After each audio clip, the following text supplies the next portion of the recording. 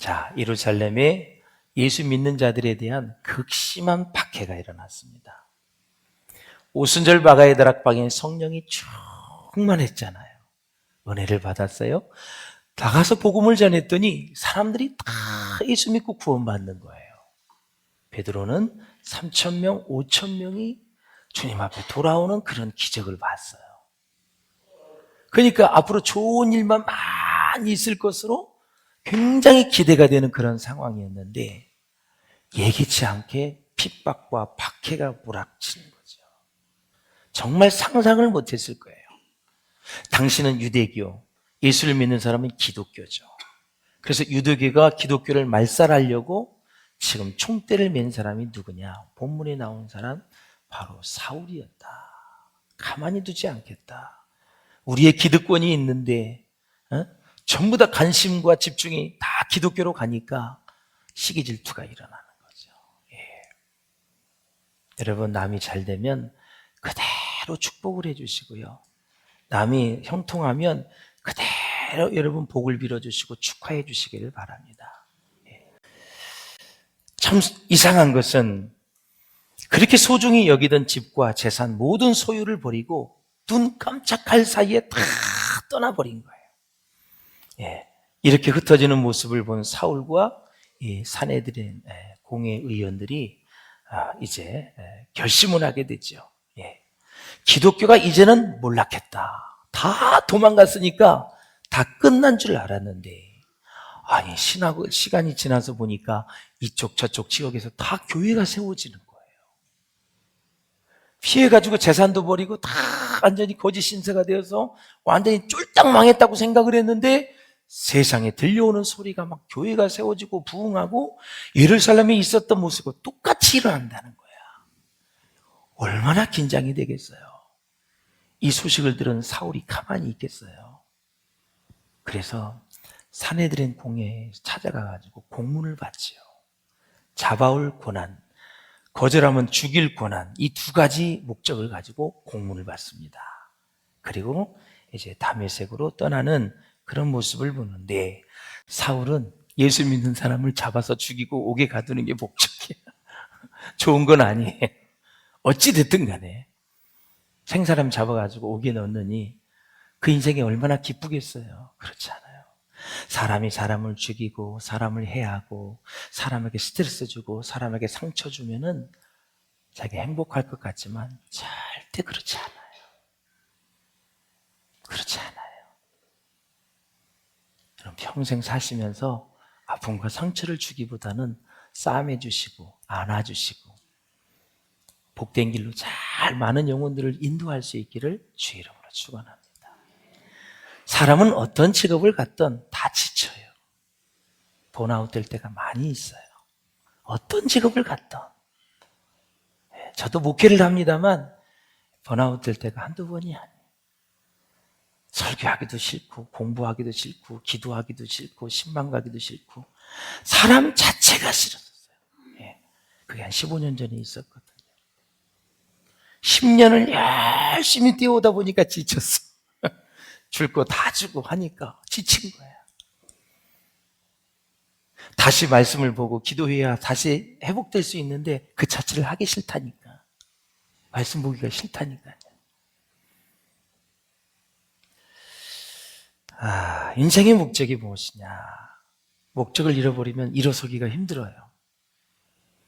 태어난 게 세 가지 목적이거든요. 따라서 하세요. 복음을 위하여, 하나님의 나라를 위하여, 교회를 위하여. 이 세 가지가 내가 태어난 목적이에요, 여러분. 그것을 위해 사셔야 돼요. 우리의 직장, 사업, 내가 하는 모든 일들은 다 부업이에요. 보조적인 역할을 하는 거예요. 그것을 이루기 위해선 보조적인 역할을 하는 거예요. 주객이 전도되어지면 그때부터 인생이 헝클어지게 되고 혼란이 오게 되고 복잡해지는 거예요. 왜? 하나님이 사람을 만들었고 하나님이 사람을 다 지금 키우셨고 그리고 지혜를 주시고 그리고 죽은 이후에도 천국과 지옥이 다 있는데 우리 가야 할 길이 다 정해져 있어요. 그래서 이 땅에 사는 동안 천국을 준비하는 거예요. 하나님의 나라를 위해서 애쓰는 거예요. 여러분들의 인생의 목적이 복음, 하나님의 나라, 교회가 될 수 있기를 주의 이름으로 축원합니다. 자, 스데반을 박해하고 스데반을 죽였을 때 주동자였던 사울 어떻게 되었는가? 이제 9장에 보면은 기적과 같은 일이 일어나죠. 자, 거스리가 쓴 사도들이라는 책이 있는데요. 이 책에 보면 가장 회심할 가능성이 적었을 인물로 바로 사울을 지명합니다. 저 인간은 죽었다 깨어나도 변하지 않을 사람이다. 사람들이 그렇게 생각을 하는 거예요.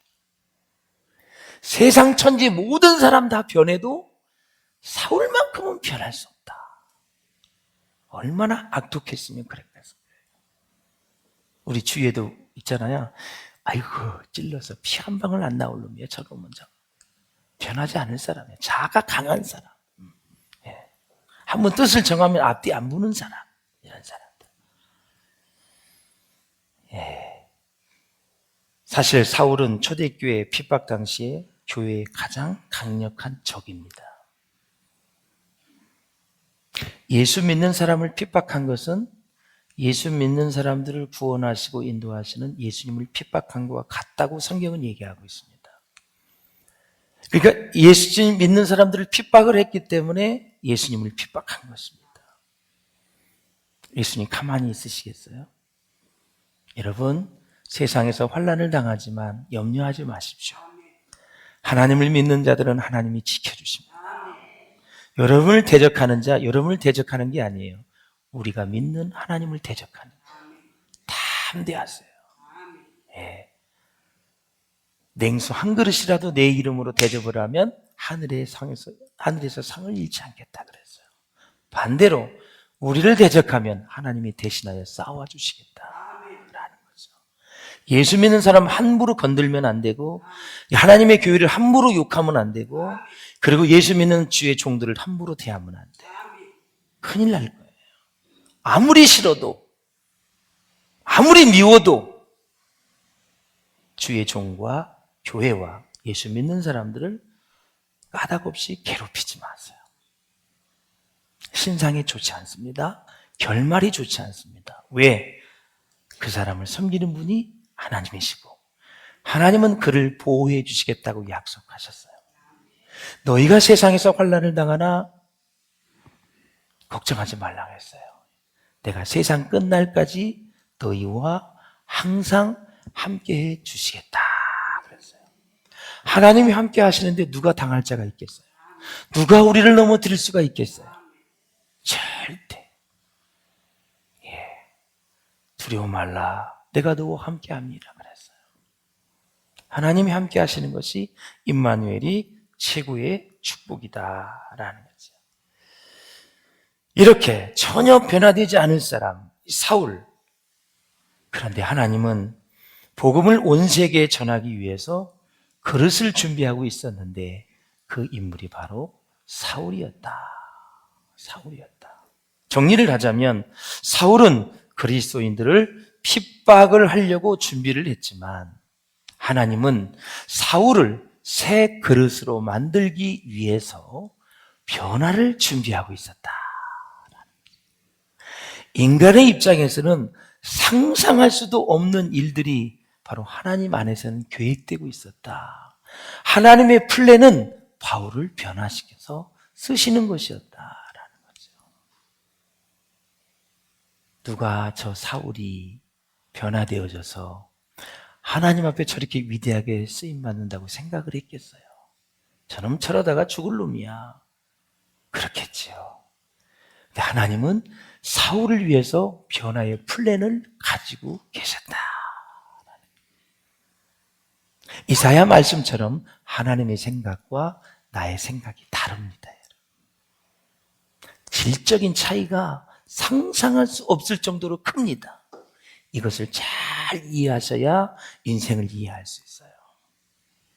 부족한 저와 여러분을 위해서도 하나님은 우리를 쓰시기 위해서 하나님의 나라의 존귀한 일꾼으로 만들기 위해서 나를 향한 하나님의 플랜이 있다라는 사실이죠. 사람들이 나를 부족하다 말할지라도 사람들이 너는 안 된다 할지라도, 사람들이 나를 무시한다 할지라도 하나님은 나를 향한 하나님의 나라의 일꾼으로 쓰시기 위한 플랜이 있다라는 거죠. 사람을 그렇게 보면 얼마나 존귀하게 보이는지 이루 말할 수가 없어요. 아, 저 사람도 하나님이 쓰시기 위한 계획이 있지, 이렇게 생각이 되어지면 그렇게 예쁠 수가 없습니다. 와, 하나님이 쓰실 사람이야? 하나님의 일꾼이야? 야, 다시 봐야 되겠는데, 미워했던 마음, 시기했던 마음, 멀리하고 싶었던 마음, 상대하고 싶었지 않았던 마음이 다시 그 사람을 품는 쪽으로 변화될 수 있다라는 사실이에요. 사랑하는 성도 여러분, 한번 사도행전 9장을 한번 보시죠. 시작. 사울이 주의 제자들에 대하여 여전히 위협과 살기가 등등하여 대제사장에게 가서 다메섹 여러 회당에 가져갈 공문을 청하니, 이는 만일 그 도를 따르는 사람을 만나면 남녀를 막론하고 결박하여 예루살렘으로 잡아오려 함이라. 아멘. 살기가 등등했다라는 말은 헬라어로 엠프네온이라는 단어예요. 등등하다, 바람을 내뿜다. 사람을 막 위협을 하고 막 살인하고 직전에 있는 그 마음, 이 새끼 내가 죽여버릴까, 그냥 가만히 안 놔둘 거야 하면서 살기 어린 마음을 내품는 것, 이것이 등등했다. 아무 생각 없이 예수 믿는 사람을 잡아 옥에 가두고 죽이려는 마음, 그 많은 마음 가지고 있었던 그 상황을 표현한 게 엠프네온, 바로 등등했다라는 거죠. 사랑하는 여러분, 우리는 일찍 예수 알았고, 그래도 잠잘 자리가 있고, 타고 다닐 차가 있고, 가족이 있고, 정말 이 5,000년 역사에 가장 풍성한 시대에 살고 있잖아요. 제가 한국사, 교회사, 세계사 다 공부를 해보니 대한민국이 지금보다 잘 살던 시대가 없어요. 이렇게 평안할 때가 없어요. 수없이 외침을 받고 어려움을 당하고 가난 속에서 살았던 5,000년의 역사이지만 자랑할 건 별로 없습니다. 이 항무지와 같은 이 나라에 복음이 들어왔어요. 복음을 선물로 받은 이 민족이 지금 우리가 이렇게 하나님을 경배하고 예배하고 있습니다. 부탁드립니다. 아무것도 없는 것처럼 생각하고 사십시오. 여러분들이 태어날 때 수많은 재산을 가지고 태어났나요? 빈손으로 태어나셨잖아요. 그렇죠? 빈손으로 태어나서 여기까지 여러분들이 뭔가 누릴 수 있다는 것은 하나님이 주신 거잖아요.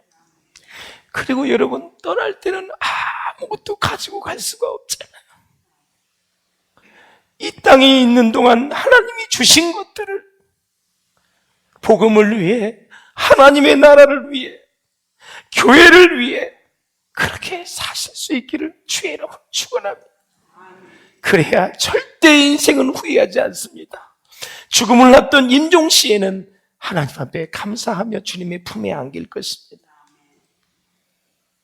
이렇게 살기가 등등한 사울을 향한 하나님의 변화의 플랜이 있었다라는 사실에 너무너무 하나님이 좋아지는 것입니다.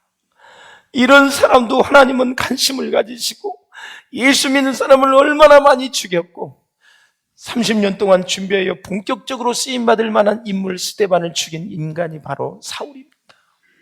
사람이 인재가 죽으면요 국가적으로 손해예요. 버마 아웅산 폭탄 테러 사건도 얼마나 인재들이 많이 죽었습니까? 스데반도 이제 준비되어져서 하나님 앞에 사역을 멋지게 펼치는 그 상황에 바로 1년밖에 쓰임받지를 못하고 순교를 당했습니다. 그 순교의 피를 받으시고 하나님이 세계 복음화의 꿈을 이루어 가시는 모습을 보십시오. 사랑하는 여러분, 이런 사울에게도 주님은 찾아오셨다라는 사실이에요.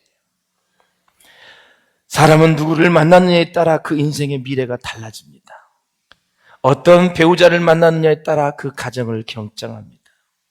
어떤 부모를 만났느냐에 따라 그 사람의 인품과 성품을 결정하는 것입니다. 어떤 종교를 만났느냐에 따라 자신의 영혼을 결정하는 것입니다.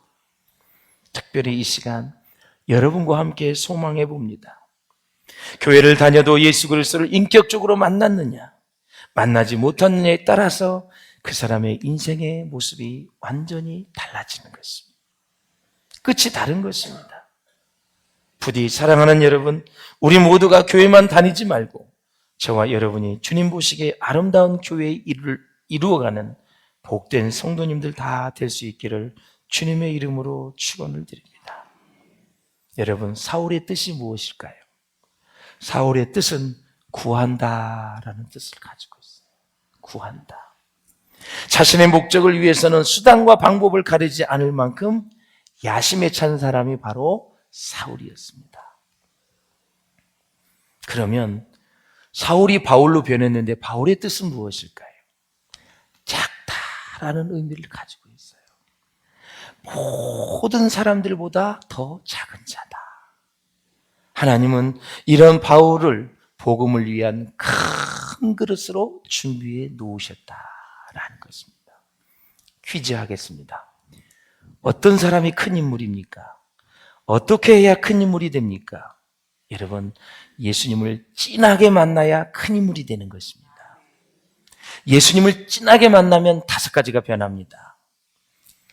성경적인 세계관을 갖고, 성경적인 가치관을 갖고, 인성과 영성과 품성, 이런 것들이 한꺼번에 종합 세트로 다 변하는 것입니다. 바울이 그랬습니다.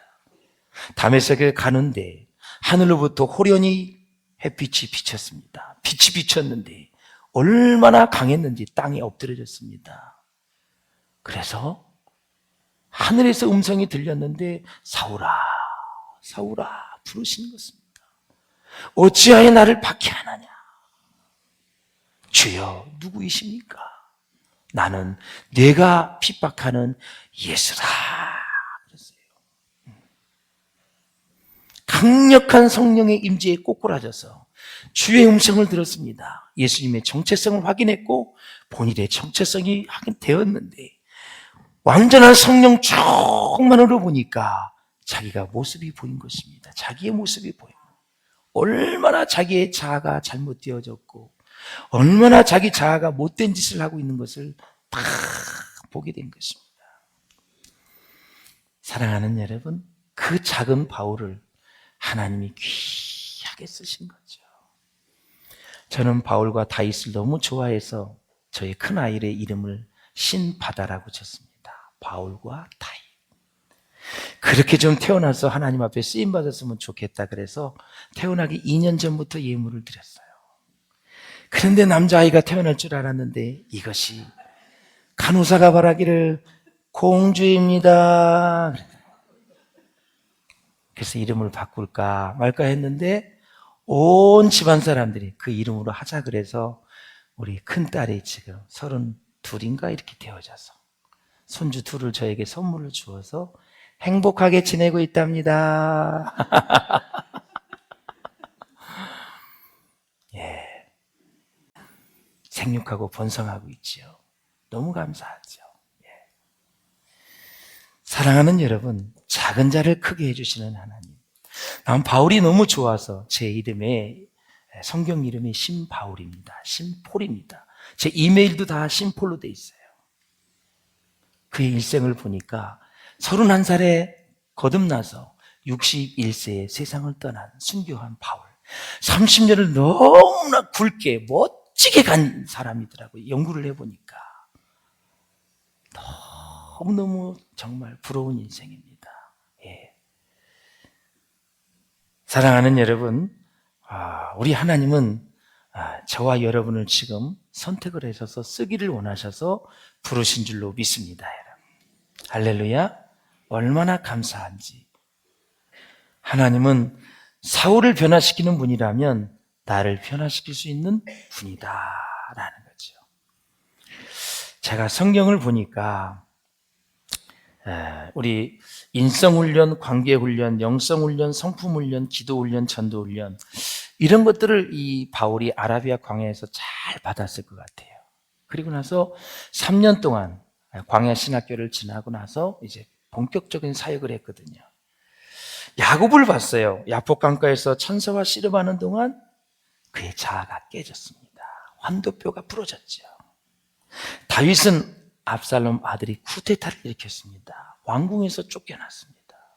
왕궁 10명이 다 겁탈을 당했습니다. 그 사건을 계기로 인해서 다윗이 자아가 더 깨졌습니다. 그리고 위대한 인물로 한 걸음 발돋움했습니다. 아, 자식도 쿠데타를 일으킬 수 있구나. 예? 요나를 보십시오. 불순종해서 다시스로 가는 동안 물고기 뱃속에 3일 동안 갇혀서 그는 그 자아가 철저히 깨졌습니다. 그래서 어느 신학자는 요나가 다닌 학교가 어디냐? 물고기 신학교다. 이렇게 얘기를 해요. 물고기 뱃속에서 자아가 깨졌습니다. 탕자는 아버지를 떠나 방황을 했습니다. 먹을 것이 없어서 돼지 쥐염 열매를 먹였는데 쥐염 열매도 없을 그 순간 그의 자아가 깨져 다시 돌아옵니다. 아버지께로 가야 되겠구나. 아버지는 풍성한데 내가 여기서 뭘 하고 있나? 그가 방황했던 시절을 후회하고 다시 아버지께로 돌아옵니다. 그때 깨졌습니다. 방황할 때 깨진 게 아니라, 누릴 때 깨지는 것이 아니라, 먹고 마실 때 깨지는 것이 아니라, 아무것도 먹을 것이 없는 그때의 자아가 깨졌습니다. 사랑하는 여러분, 사람은 누구나 깨지는 경험을 해야 합니다. 깨져야 할 때 깨지지 않으면 자기 자아가 그대로 남아서 자기를 괴롭히는 것입니다. 여러분, 여러분의 자아가 여러분을 괴롭히지 않기를 주의 이름으로 축원합니다.